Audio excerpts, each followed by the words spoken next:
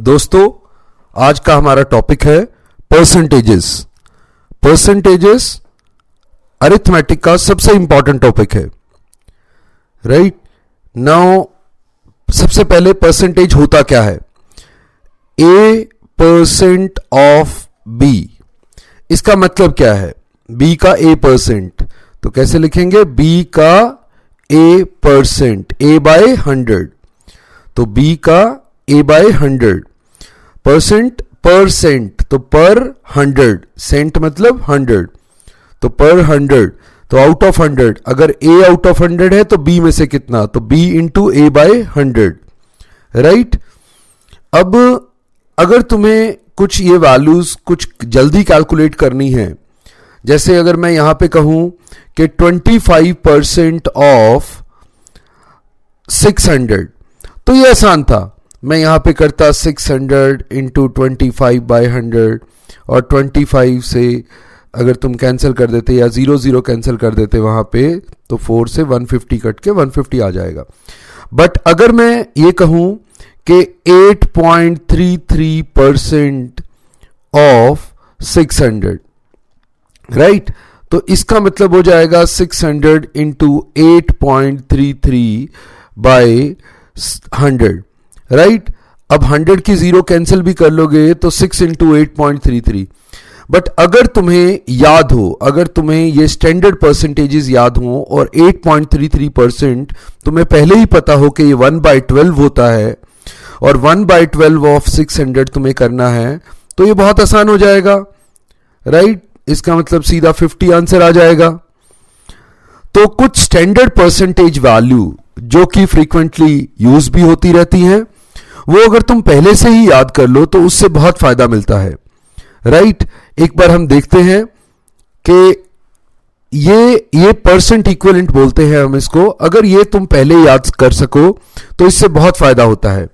Actually जैसे हमने कहा था ए परसेंट ऑफ 100, तो ये परसेंटेज में लिखी हुई ये ए की वैल्यू है और कॉरस्पॉन्डिंग वैल्यू है ये ए बाय 100 की।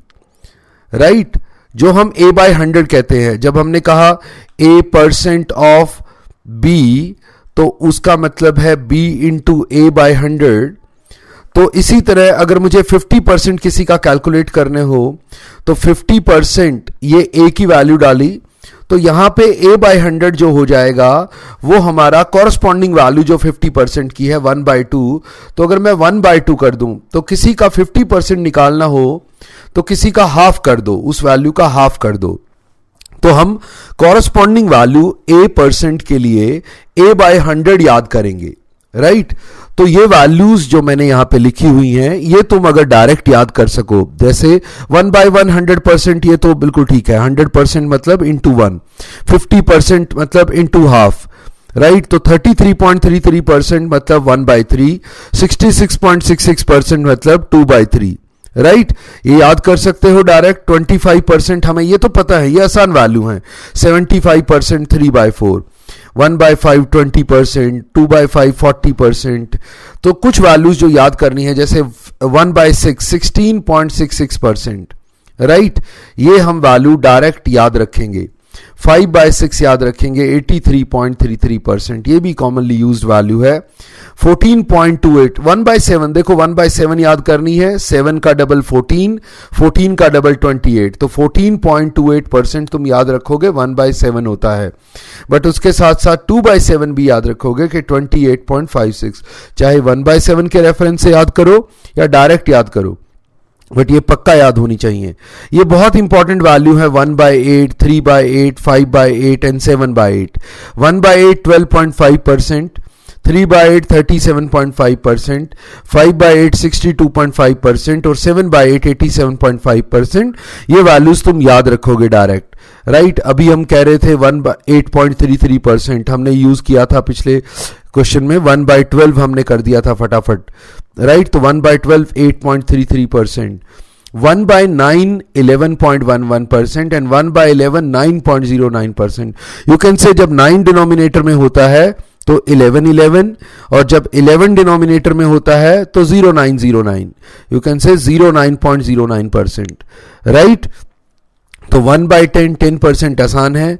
1/13 जैसे 13 के स्क्वायर में आता है 169, यहां आता है 769, राइट। 1/13 7.69%। 1/15 भी याद रखोगे 6.66%। 1/16 6.25% एंड 1/20 5%, राइट। कम से कम इतनी वैल्यूज तुम याद रखोगे, ये तुम्हें बहुत हेल्प करेंगी अगर तुम ये वैल्यू याद करके रख सकते हो, राइट।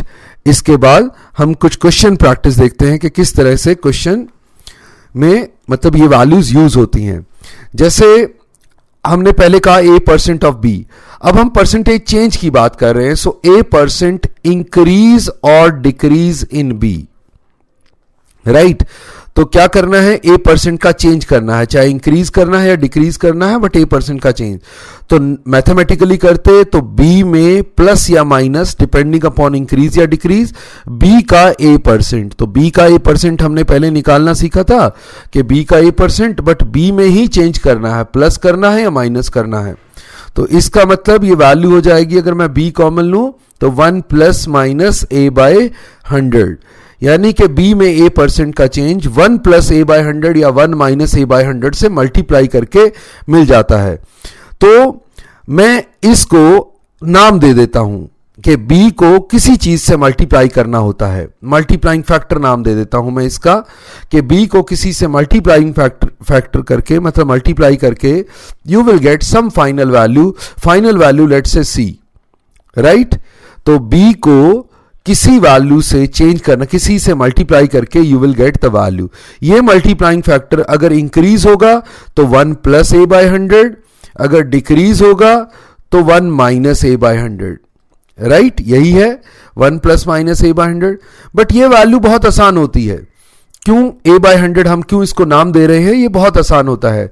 जैसे हमने A% के लिए A/100 याद किया, हमने पिछले पेज में जो हमने देखा था उसमें हमने कहा था कि लेट्स से 12.5%, इसको हमने कहा था कि ये 1/8 होता है, राइट। 12.5% A/100 1/8 होता है। तो अगर उसे इंक्रीज करना हो दैट मीन्स 1 प्लस A/100, वो क्या होगा, तो 8 में 1 का इंक्रीज, ऐसे सोचेंगे 8 में 1 का इंक्रीज तो 9/8, यानी कि किसी वैल्यू को अगर मुझे 12.5% इंक्रीज करना है तो उस वैल्यू को, सपोज x को इंक्रीज करना है मुझे 12.5%, तो उस वैल्यू को मैं 9/8 से मल्टीप्लाई कर दूंगा तो I will get the increased value, right. ऐसे ही अगर डिक्रीज करना हो तो 1 माइनस A/100, तो 1 माइनस A/100 का मतलब यहां पे हो जाएगा 8 में 1 का डिक्रीज, सो 8 से 7 हो जाएगा। तो 7/8 से अगर मल्टीप्लाई कर दोगे तो 12.5% का डिक्रीज हो जाएगा। दैट मीन्स अब हम इंक्रीज और डिक्रीज पे अगर फोकस करें तो जैसे 20% अगर मुझे निकालना हो तो 1/5 होता है। ये हम पिछले पेज में हम जो वैल्यू क्रैम करने को मैं कह रहा था कि परसेंट इक्विवेलेंट तुम्हें याद करने हैं, तो 20% इज 1/5, या तुम 20/100 भी सोच सकते हो 1/5, ये आसान वैल्यू है। तो अगर 20% का इंक्रीज करना है तो 5 में 1 का इंक्रीज 6/5, तो 6/5 से मल्टीप्लाई करोगे तो 20% इंक्रीज हो जाएगी। बट अगर 4/5 करोगे, 5 में 1 का डिक्रीज, तो 20% डिक्रीज हो जाएगी वैल्यू। तो किसी वैल्यू को 4/5 से मल्टीप्लाई कर दो, you will gate 20% decreased value, right. हमने देखा था 8.33%, ये होता है 1/12। तो अगर तुम 12 में 1 का इंक्रीज मतलब 13/12 से मल्टीप्लाई कर दो तो वैल्यू 8.33% बढ़ जाएगी। अगर 11/12 से मल्टीप्लाई करोगे तो वैल्यू 8.33% डिक्रीज हो जाएगी, राइट। इसी तरह सपोज करो मैं बात करता हूं 37.5% की, जो अगर तुम पिछली शीट में देखोगे तो वैल्यू थी 3/8, राइट, 3/8। तो अगर मुझे 37.5% इंक्रीज करना है तो 8 में 3 का इंक्रीज करना है तो 11/8। तो 11/8 से किसी चीज को मल्टीप्लाई करोगे तो वैल्यू 37.5% बढ़ जाएगी। अगर तुम 8 से 3 का डिक्रीज मतलब 5/8 से मल्टीप्लाई करोगे तो वैल्यू 37.5% डिक्रीज हो जाएगी, राइट। सो ये इंक्रीज या डिक्रीज या तो तुम ऐसे ही कर सकते हो कि मैं 1 प्लस ए बाय 100 की वैल्यू पुट करूं। अदरवाइज अगर तुमने ए बाय 100 याद कर रखा है तो तुम डायरेक्ट ऐसे ये फ्रैक्शंस यूज कर सकते हो। फ्रैक्शन काफी इंपॉर्टेंट होते हैं, काफी इजी कर देते हैं तुम्हारी कैलकुलेशन को, राइट। ओके, देखते हैं सक्सेसिव परसेंटेज चेंज भी करना हो तो अगर मैं वैसे ही करता कि किसी वैल्यू में पहले a% का चेंज है और फिर b% का चेंज है, right, a% and b%। Successive change का मतलब होता है चेंज पे चेंज, पहले a% इंक्रीज या डिक्रीज करेंगे depending upon what ever is given and फिर b% का चेंज करेंगे। तो लेट्स से a% का चेंज, और अगर मैं a में ही वैल्यू ले लूं, let's say 1 plus A bye 100, तो x में a% का चेंज किया और फिर ये इंक्रीज्ड वैल्यू जो भी आ गई, इंक्रीज या decrease value depending upon a क्या है, a प्लस में है तो इंक्रीज, a माइनस में है तो डिक्रीज। तो ये वैल्यू चेंज्ड वैल्यू आ गई, परसेंटेज चेंज हो गया a% का। अब इस फाइनल वैल्यू को 1 प्लस b बाय 100 से अगर मैं मल्टीप्लाई कर दूं तो ये हमारा हो जाएगा b% का चेंज, यानी कि चेंज पे चेंज, राइट। तो अगर इसको हम मल्टीप्लाई करते हैं तो ये कुछ ऐसी वैल्यू हमें मिल जाती है, a by 100 plus b by 100 plus a b by 100 square, 100 into 100, right. तो अगर मैं इसको 1 प्लस आर बाय 100 की फॉर्म लूं तो 1 plus a plus b plus a b by 100 by 100, right, 100 सबको कॉमन कर दिया नीचे। सो ये हो गया एक तरह से 1 प्लस आर बाय 100, यानी कि x में फाइनली इतने परसेंट का चेंज हो रहा है। सो नेट परसेंटेज चेंज, अगर तुम नेट परसेंटेज चेंज कभी निकालना चाहो जिसमें दो चेंज हुए हों a% और b% के, तो नेट चेंज होगा a plus b plus a b by 100% का चेंज, राइट। तो इतने परसेंट का नेट चेंज होगा। दैट मीन्स अगर मैं कहता हूं कि वैल्यू पहले 10% चेंज हुई, 10% इंक्रीज हुई, फिर 20% इंक्रीज हुई, तो मेरा नेट चेंज जो होगा वो 10 प्लस 20 प्लस 10 इंटू 20 बाय 100। तो तुम ऐसा कर सकते हो, इसमें 2 जीरो कैंसिल हो गई, राइट। तो हमारे पास आ गया 10 20 30 इंटू 32%। सो नेट इफेक्टिव 32% का चेंज हो गया, राइट। अगर तुम्हारी इंटीजर वैल्यूज हैं, अगर a% b% इंटीजर वैल्यू हैं, तो ये मेथड काफी आसान रहता है। सो ये नेट परसेंटेज चेंज हम ऐसे ही करेंगे अगर a और b इंटीजर वैल्यूज हैं। बट अगर सपोज करो a और b की वैल्यूज फ्रैक्शन में आ जाएं, जैसे पहले 8.33% का इंक्रीज और फिर 7.69% का डिक्रीज, तो इसको अगर तुम a plus b plus a b by 100 से करोगे तो it will be very difficult. But अगर तुम ऐसे सोचोगे कि स्टार्टिंग वैल्यू सपोज x थी, 8.33% होता है मेरा 1/12। हम पिछली स्क्रीन में हमने देखा था, हमने परसेंट इक्विवेलेंट में 1/12 8.33% था और 7.69% मैंने स्टैंडर्ड वैल्यू ही ले रखी है, तो 7.69% था 1/13। तो अगर तुम 1/12 का 12 पे 1 का इंक्रीज करोगे तो ये हो जाएगा 13/12। मैंने तुम्हें करना सिखाया था लास्ट स्क्रीन में कि 13/12, 12 पे 1 का इंक्रीज करना हो तो 13/12 से मल्टीप्लाई करोगे। अब अगर 13 में 1 का डिक्रीज करना हो, 7.69% का डिक्रीज, तो ये हो जाएगा 12/13, राइट। 13 में 1 का डिक्रीज, 7.69% का डिक्रीज मतलब 13 में 1 का डिक्रीज, तो 12/13। तो 13 से कैंसिल हो गया, 12 से कैंसिल हो गया, तो तुम्हारी इनिशियल वैल्यू जो x थी, फाइनल वैल्यू भी x आ गई। That means there is no change. तो my answer would be 0% change, no change. But इसको अगर तुम a plus b plus a b by 100 से करते तो मुश्किल होता, राइट। तो ये फ्रैक्शन से ज्यादा इजी रहेगा। तो दोनों तरीके वैलिड हैं, बट क्या होगा, मैंने अपने लिए एक फॉर्मूला बना रखा है कि जब भी इंटीजर परसेंटेज के सक्सेसिव चेंज आते हैं तो I will apply a plus b plus a b by 100, और जब भी फ्रैक्शन में चेंज आते हैं तब मैं कहूंगा उसका परसेंट इक्विवेलेंट फ्रैक्शन के तरीके से उसको चेंज करूंगा, फाइनल वैल्यू ले आऊंगा, राइट। सो दोनों तरीके ही अच्छे हैं, उनको बेस्ड ऑन कहां किसको यूज करना है वो देखेंगे हम, राइट। नेक्स्ट उस पे आ जाते हैं। अब बेसिक क्वेश्चंस देखेंगे कि किस किस तरह से इस क्वेश्चन होते हैं।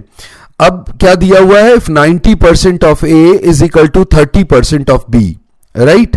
तो हम देख लेते हैं, इसका मतलब सीधा करके लिखते हैं कि ए का 90% और बी का 30% वो जो है वो इक्वल हैं, राइट। तो उसने कहा है कि मुझे ये बताओ बी जो है x% ऑफ ए है, यानी कि ए का x% जो है वो b है, तो x बताओ। तो हम यहां पे ये डाल देते हैं। देखो इधर हमने अगर हम देखते हैं तो 100 से कैंसिल हो गया था, तो 13 to 3 90 हो गया था, तो b इक्वल टू 3a आ गया था हमारा, राइट। सो यहां पे तुम b की वैल्यू डाल दो 3a, तो यहां पे क्या हो जाएगा, a से a कैंसिल, तो x आ जाएगा 300, राइट। सो यहां पे हमारा आंसर हो जाएगा, वैल्यू उसने x की पूछी तो 300।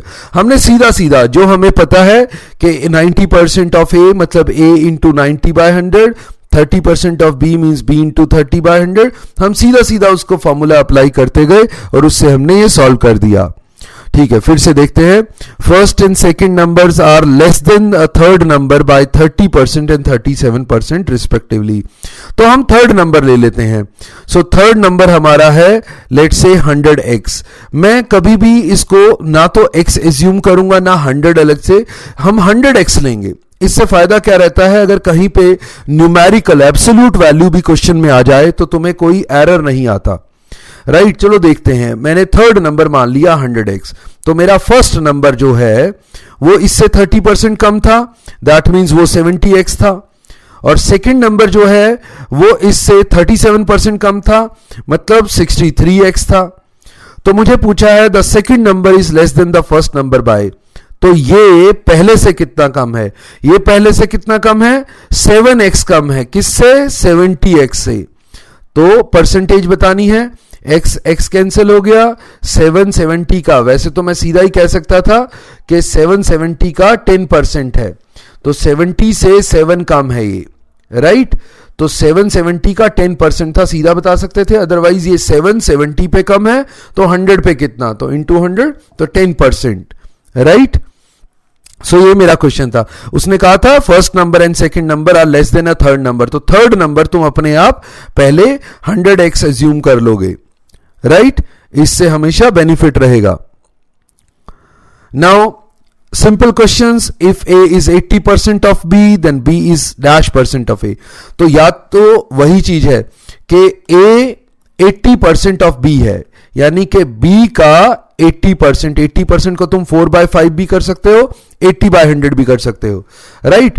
अब मुझसे पूछा है b इज -%, मैं x ले लेता हूं, x% ऑफ a, यानी कि x/100 ऑफ a, राइट। ये पूछा है तो हम b की वैल्यू डाल देते हैं। सो b कितना था, 5/4a, राइट। या a की वैल्यू डाल देते या b की वैल्यू डाल देते, दोनों चलता, राइट। सो b को हमने डाल दिया 5/4a is equal to x/100 into a। So a से a कैंसिल हो गया और ये 100 इधर आ गया, 500/4 x is equal to 125%, right. x क्या आ गया, 125, तो हमारा आंसर आ गया 125%।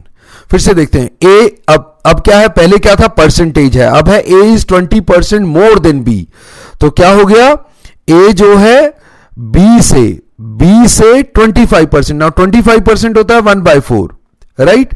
4 से 1 ज्यादा मतलब 5/4, तो b का क्या है, 5/4 है।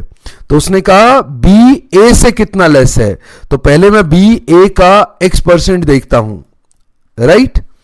तो देखते हैं कि a की वैल्यू क्या थी, b इंटू 5/4, यही पुट कर दो, a की वैल्यू b इंटू 5/4, राइट। तो क्या आ गया, b से b कट गया, 5 से 20, तो x आ गया 80, 20 इंटू 4 80, सो x क्या है 80। अब उसने पूछा लेस देन, कितना परसेंट लेस है, अगर b a का 80% है तो लेस कितना है, 20%, राइट। सो मेरा आंसर होगा 20%, क्योंकि b a का 80% है तो कितना परसेंट कम है, 20% कम है, राइट। 100% से हम कंपेयर करते हैं, तो अगर कोई 80% है तो इसका मतलब वो 20% कम है, राइट। देखो इसको तुम डायरेक्ट भी देख सोचना सीख सकते हो। ये तो है कि मैं पूरा पूरा सॉल्व कर रहा हूं मैथ्स की तरह, तुम यहां सीधा सोच सकते थे कि पहले तुम कह रहे हो ए बी का 25% ज्यादा, मतलब 4 से 1 ज्यादा यहां लिखा। अब अगर तुम इस 5/4 को इधर ले आओ तो ये हो जाएगा 4/5। दैट मीन्स जो बी है वो ए का 4/5 है, यानी कि 5 से 1 कम है। तो कितना हो गया 1 लेस देन 5, तो कितना हो गया 1/5 कितना होता है 20%, तो 20% कम है। तो तुम अगर डायरेक्ट ऐसे करना सीख सकते हो तो डायरेक्ट आंसर आता तुम्हारा कि 5/4 की जगह 4/5 उधर करके ले गए। तुम साइड चेंज करोगे तो मल्टीप्लिकेशन का रूल है, अगर इधर 5/4 तुम्हारा मल्टीप्लाई हो रहा था तो उधर 4/5 हो जाएगा, मतलब इनवर्स हो जाएगा, राइट। फिर से देखते हैं, A is increased by 25%. By what percent we must reduce A to bring back to the original value? तो पहले क्या किया है, अब क्वेश्चन पूछने का दूसरा तरीका है सिर्फ ये कि A को 25% बढ़ा दिया। 25% क्या होता है 1/4, तो 4 से 1 का इंक्रीज मतलब 5/4 कर दिया। अब कह रहा है वापस वही वैल्यू लानी है, अगर वापस वही वैल्यू लानी है तो 4/5 वापस कर दो, राइट। पहले तुमने 5/4 कर दिया है, वापस लाने के लिए 5/4 कर दो तो वैल्यू वापस आ जाएगी, राइट। 5 से 5 कट जाएगा, 4 से 4 कट जाएगा, वैल्यू वापस आ जाएगी। दैट मीन्स अभी तुम्हें क्या करना पड़ा, 5 से 1 लेस यानी कि -1/5, 5 पे 1 का डिक्रीज करना पड़ा तभी 4/5 आया। तो इसका मतलब हो गया 20% डिक्रीज। वापस करने के लिए तुम 20% डिक्रीज कर दो तो ओरिजिनल वैल्यू आ जाएगी, राइट। अगर तुम्हें ऐसा मुश्किल लगता है ये तरीका तो तुम ऐसे ही चल सकते हो कि a को 100x मानो, 25% बढ़ा दो, 125x हो गया। अब वापस 100x बनाने के लिए तुम्हें क्या करना पड़ेगा, 25 कम करने पड़ेंगे, किसमें 125 में, तो 100 में से कितना, तो 1/5 इंटू 100, तो ये आ गया 20, सो 20% कम करना पड़ेगा, राइट। तो तुम ऐसे भी कर सकते हो, वरना अगर तुम फ्रैक्शन में कंफर्टेबल हो जाओ तो बहुत ही अच्छा है, राइट। उसकी थोड़ी प्रैक्टिस करके देख सकते हो। ओके, नेक्स्ट देखते हैं, ये क्वेश्चन टाइप सी हैं वो similar question. Price of sugar increase, अब की बार क्या किया है उसने, price of sugar increase by 25%, तो और by what percent we must reduce the consumption. तो होता क्या है, price into consumption is equal to expenditure, right. कितना प्राइस पर यूनिट है, 1 किलो शुगर कितने की आती है, कितने किलो आप खा जाते हो, तो price into consumption total expenditure हो जाता है, उतना एक्सपेंडिचर हो जाता है, राइट। तो यहां पे फिर से वही करेंगे कि प्राइस को तो तुमने 5/4 कर दिया, 25% बढ़ा दिया, 5/4 कर दिया। तो एक्सपेंडिचर को अगर तुम्हें सेम रखना है, चेंज नहीं करना, इसको फिक्स रखना है, राइट, तो तुम कंजम्पशन को तुम्हें 4/5 करना पड़ेगा, क्योंकि अदरवाइज लेफ्ट हैंड साइड में 5/4 से मल्टीप्लाई हो गया था तो राइट हैंड साइड में भी होना पड़ता।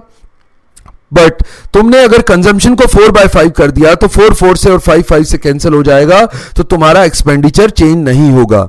इसका मतलब कंजम्पशन को तुम्हें 4/5 करना पड़ा, तो क्या करना पड़ा, 5 पे 1 का डिक्रीज, तो इसका मतलब हुआ 20% रिड्यूस करना पड़ा कंजम्पशन को। तो कंजम्पशन को तुम 20% रिड्यूस करोगे तो एक्सपेंडिचर तुम्हारा सेम रहेगा। अगेन इसको फिर से मैं वो करके दिखा देता हूं। सपोज तुम ये ले लेते कि price into consumption is equal to expenditure, तो प्राइस को तुम 100x ले लेते, एक कंजम्पशन को तुम 100y ले लेते, तो तुम्हारा क्या होता, एक्सपेंडिचर हो जाता 100,000xy। अब तुमने क्या किया, प्राइस को तो बढ़ा दिया 125x, बट एक्सपेंडिचर तुम चाहते हो इतना ही रहे XY, तो कंजम्पशन तुम्हें निकालनी है, ये तुम्हें निकालना है।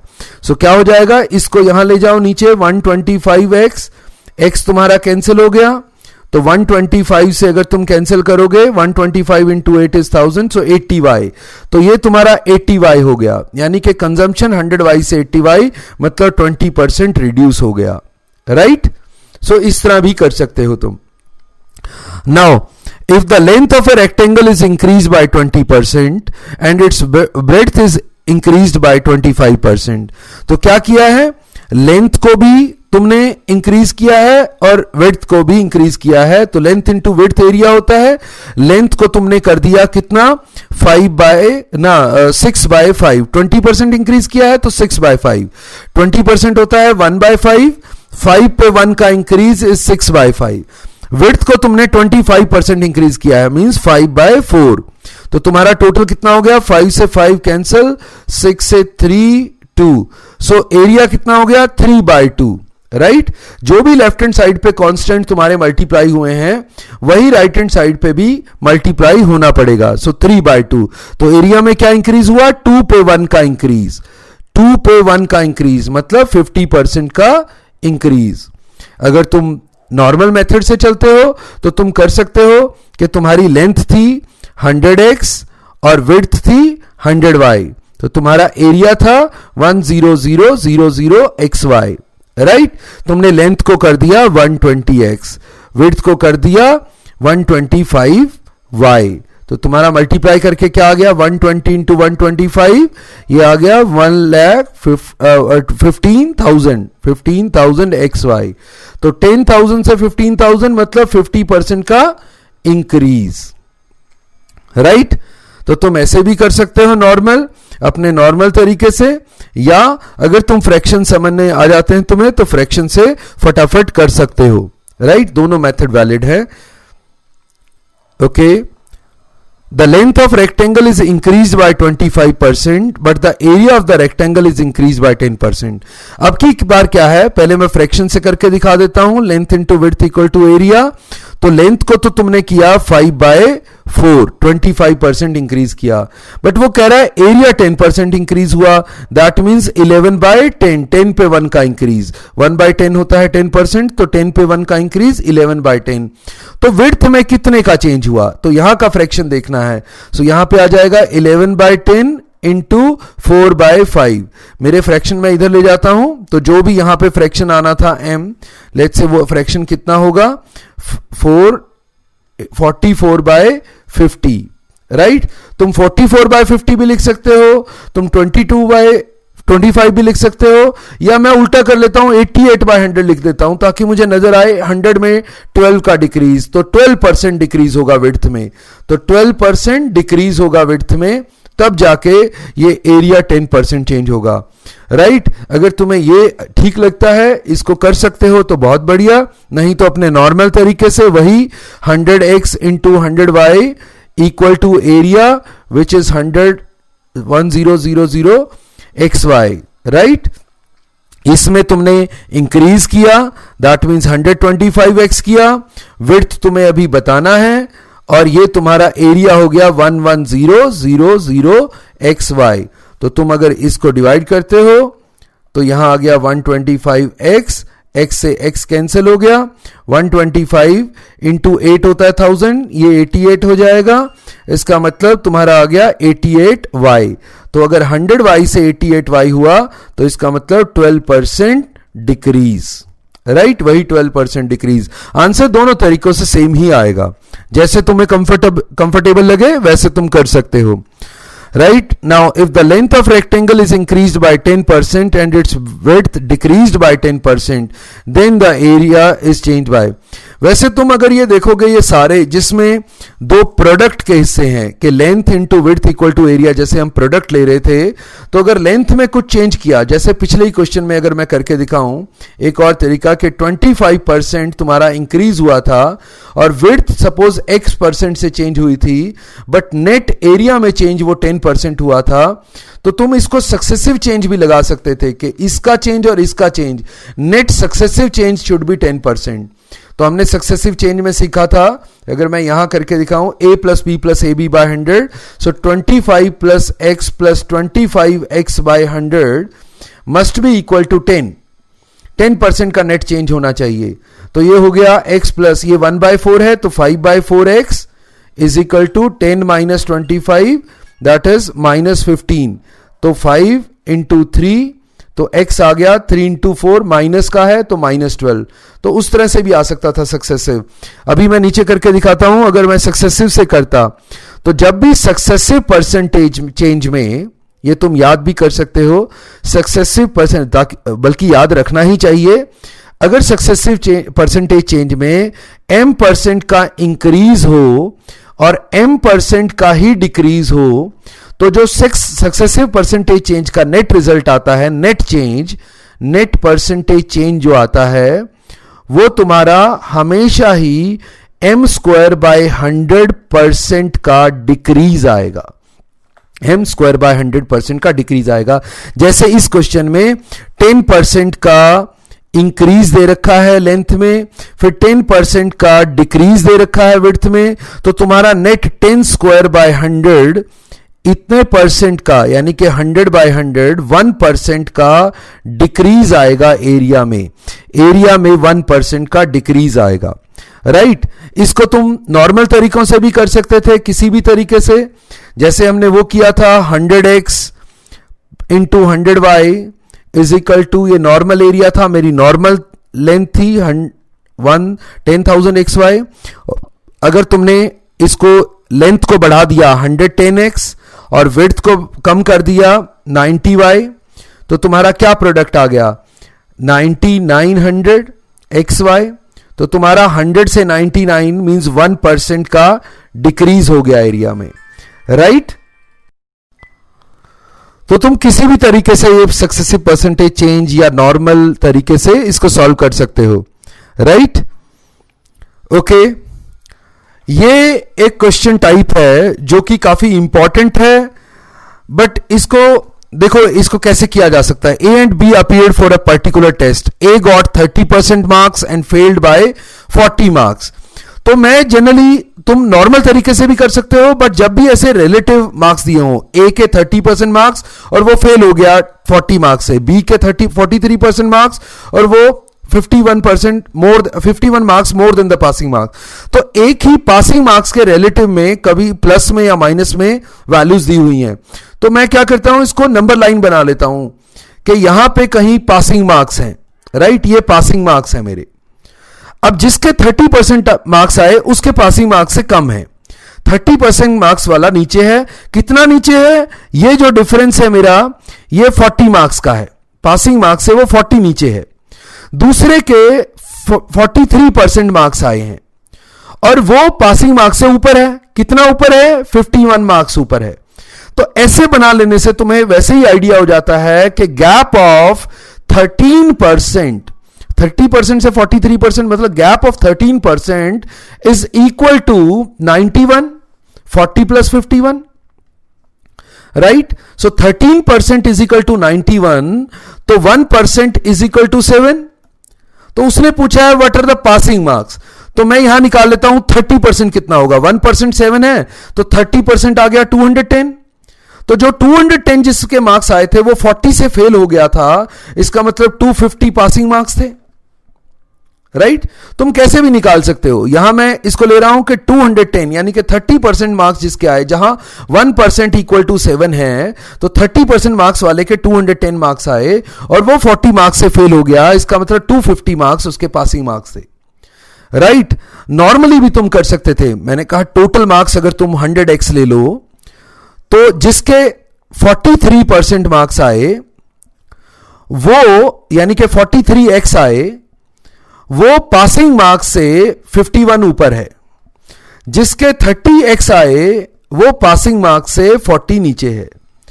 तुम इसको माइनस कर दो लेट से, तो 43x माइनस, तो 13x इज इक्वल टू, ये कट जाएगा और ये आ जाएगा 91, तो x इज इक्वल टू 7। तो तुम्हें पासिंग मार्क्स निकालने हैं, तो passing marks is equal to 30x, तो 30 इंटू 7 प्लस 40, तो सेकेंड इक्वेशन में मैंने डाल दिए, तो वहां से 210 प्लस 40, तुम जैसे मर्जी कर सकते हो। बट ये जो रिलेटिव ऐसे वाले क्वेश्चन आते हैं, इसमें अगर तुम ये नंबर लाइन बना के, जैसे मैंने विजुलाइज करके किया, तो ये काफी आसान होता है। तुम ऐसे सोच के इनको कर सकते हो, राइट।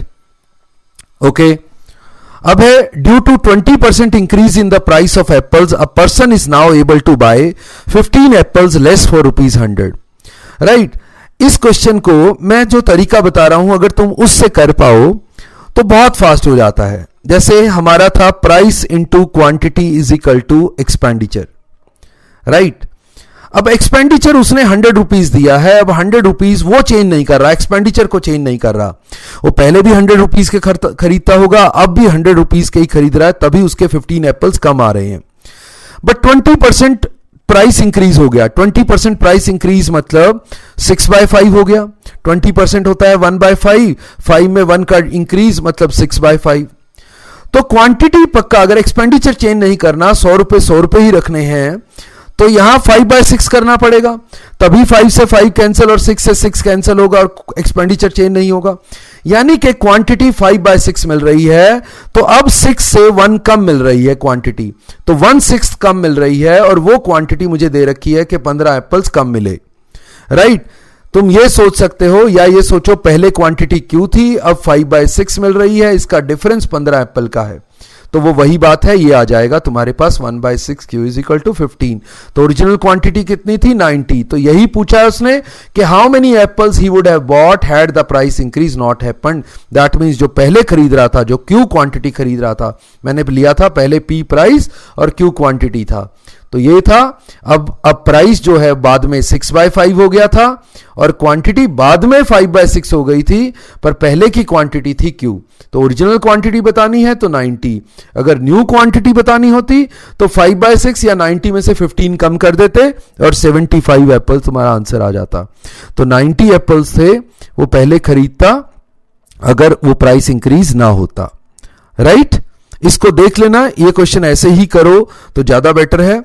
ये बहुत आसान है ऐसे करना, और ऐसा क्वेश्चन आता रहता है, तो ये अगर तुम थोड़ी प्रैक्टिस कर लो तो काफी बेनिफिशियल होगा।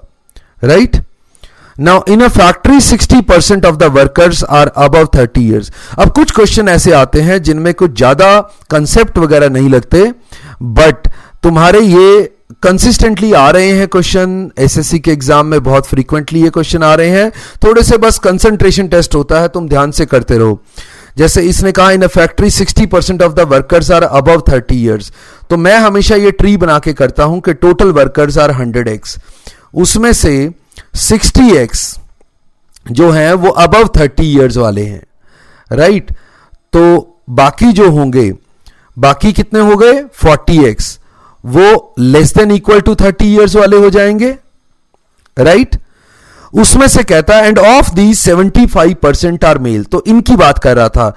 इसका 75%, इसका 3/4, तो इसका 3/4 करोगे तो हो जाएगा 45। सो 45x जो है वो बता रहा है कि ये मेल हैं, और इसमें तो 15x फीमेल हो गए। राइट, बट इसने साथ में बताया if there are 1350 male workers above 30 years, तो अबव 30 ईयर्स वाले यानी कि यही वाले मेल वर्कर्स, ये वाले 45x, ये उसने दे दिए कि ये तो यार 1350 हैं। तो इसका मतलब क्या हुआ कि x जो है वो 30 है। तो उसने कहा total number of workers in the factory, total number of workers तो 100x लिए थे हमने, तो 100 इंटू 30 हो गया, x 30 आया था तो तुम्हारे हो गए 3000। सो 3000 वर्कर्स हैं तुम्हारे फैक्ट्री में। राइट, ओके, नेक्स्ट करते हैं। In an examination paper of 5 questions 5% of the candidate answered all of them. Right, so देख लेते हैं कि 5 क्वेश्चंस, तो 5% ऑल ऑफ देम, तो 5 क्वेश्चन किसने किए? 5% ने। राइट, 5 क्वेश्चन ऑल सारे। राइट, एंड 5% नन, तो 0 क्वेश्चन किसने किए? वो भी 5% ने किए। ऑफ द रेस्ट, इसने लिखा ऑफ द रेस्ट, ये कीवर्ड है, थोड़ा सा इस पे ध्यान से। ऑफ द रेस्ट यानी कि रेस्ट कितने थे? 90%, तो 90% का 20%, 25% मतलब 1/4, तो ये हो गया 22.5%। सो 22.5% आंसर्ड ओनली 1 क्वेश्चन, तो 1 क्वेश्चन किया। राइट, एंड 20% आंसर्ड 4 क्वेश्चंस, तो 20% कितना हुआ इसका? 25% इसका था, 20% हो गया 18। सो 18% answered 4 questions. If 396 candidate answered either 2 और 3, पहले हम ये देख लेते हैं कितना परसेंट हो गया। ये हो गया 5, 5, 10, 10, 22 एंड 18 ये 40.5, तो 40 50.5, सो हमारे पास आ गया 50.5%। ये सारे आगे जिन्होंने 4 क्वेश्चन, 1 क्वेश्चन, 0 क्वेश्चन या 5 क्वेश्चन। तो बच गए जो 2 और 3 क्वेश्चन, वो है हमारे पास 49.5%। इतने कैंडिडेट हैं हमारे पास कि 396 हैं ये, राइट। तो 49.5%, तो 1% कितना हो गया? अगर हम 49.5 इंटू 2 करें 99, 99 इंटू 4 396, तो ये इंटू 8 हो गया। सो 1% इक्वल टू 8 आ गया, right. The number of candidate that appeared for, तो अपीयर्ड तो 100% है, तो 800 आ गया। सो 1% 8, 100% 800, सो 800 कैंडिडेट्स अपीयर्ड। तो ये तो सिंपल परसेंटेज कैलकुलेशन है कि ये परसेंटेज है, बट ये ध्यान रखना ये जो बीच में दिया था ऑफ द रेस्ट, जो मैंने ऊपर मार्क भी किया है ऑफ द रेस्ट, ये वाली वर्डिंग इंपॉर्टेंट है, राइट। अगर तुम इसको इग्नोर करते तो तुम्हारा गलत हो जाता, क्वेश्चन का आंसर कुछ और ही आ जाता, राइट।